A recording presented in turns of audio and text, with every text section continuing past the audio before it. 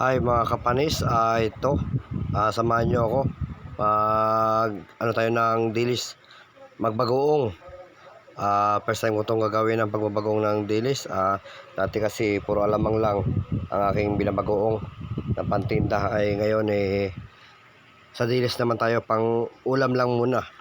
Ito, samahan nyo ako at mikos-mikos natin kung paano ba talaga ang pagdaling maganda ng dilis na to. Ito, hugasan natin siya ng maayos. Ito yan, atin hugasan. Hugasan natin mabuti para makatulo. Dito natin siya nilagay para sa may strainer para makatulo. Ayan. Hugas-hugas natin, o konting halukay muna. Ayan, halukay natin. Linisan natin yan. Dito tayo ngayon sa tindahan na gumawa. Kasi may tubig dito sa tindahan, may gripo. Kaya dito natin imimikos-mikos to.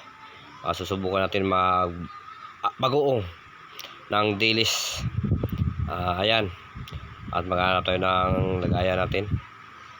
Ayan, patutuloy natin. Tapos lang tumulo ito, tapos lang tumulo ng ilang minuto. Ito, apat din ang lagayan. At dito natin, ito, pwede na to. Dito natin ilagay. At dito natin ilalagay ng asin siguro. Ay, nakatulo na siya. Dito na natin, isasalin na natin. Okay, yan, dito na. Yun, napakasarap, sariwang sariwa. Ito pa yung dilis na dito sa 13. At nakasunodaan natin kanina, nakita natin kanina sa may tindahan. At mukhang sariwa, kaya bumili tayo. Mukhang naiganyo ako bilhin ito. At lalagyan natin ng asin na. Ito, mikos-mikos natin ng asin. Kontrolin natin yung asin kasi para maganda pagkasin natin, na hindi siya masayang.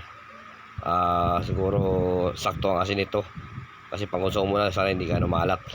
Ayan, lagyan natin ng asin na.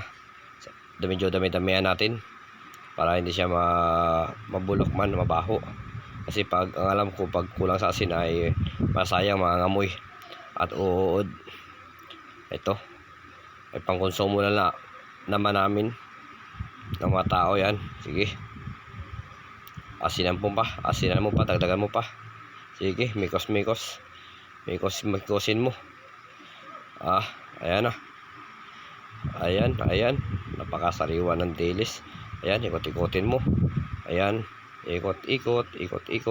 Lagayan ng asin. Ayan, napakasarap siguro nito. Yan, napakasarap nito. Ayan, sige pa, ikot-ikotin mo pa. Okay, sige, lagyan pa natin ng asin na to, sana hindi masayang. Ayan, shout out sa inyo. Please like and share and subscribe kay Panis Vlog.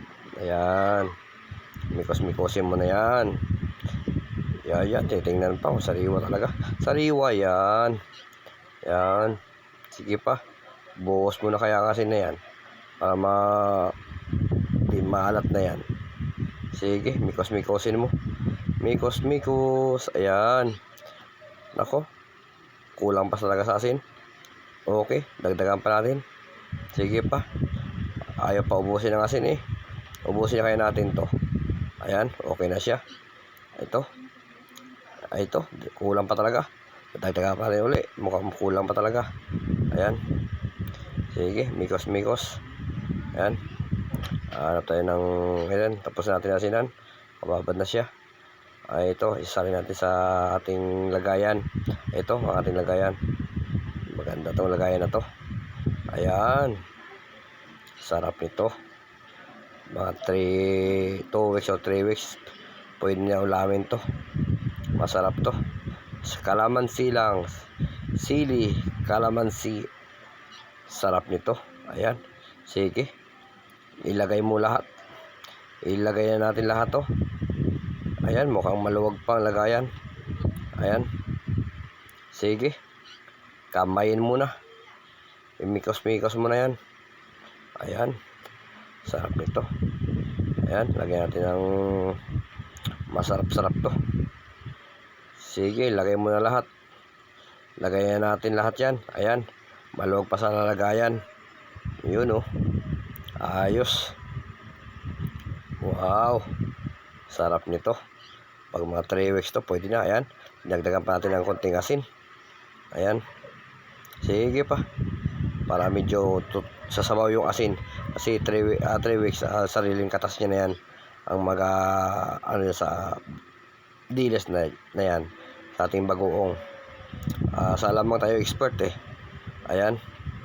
Ngayon, tingnan natin. Yun oh, sariwa. Ayun, takpan mo na yan. Ayan o, ginawa kong alamang. Ayan, sariling paninda natin yan. Ayan, sarili, napakabango po yan ng alamang na yan. Ayan, thank you sa panonood. Share your like